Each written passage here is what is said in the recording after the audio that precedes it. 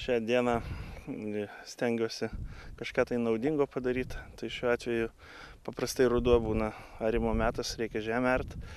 Tai aš ir ariu. Ir praėjusius rinkimus ariau ir šios ariu.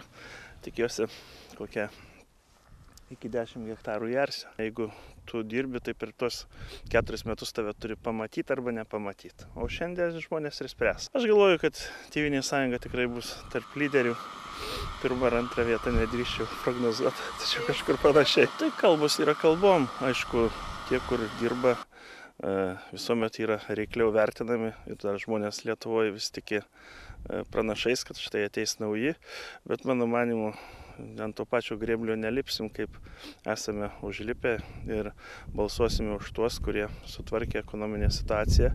Ir Lietuva dabar minima ES mastu kaip pavyzdinė šalis, kaip reikia tvarkyti savo ekonomiką.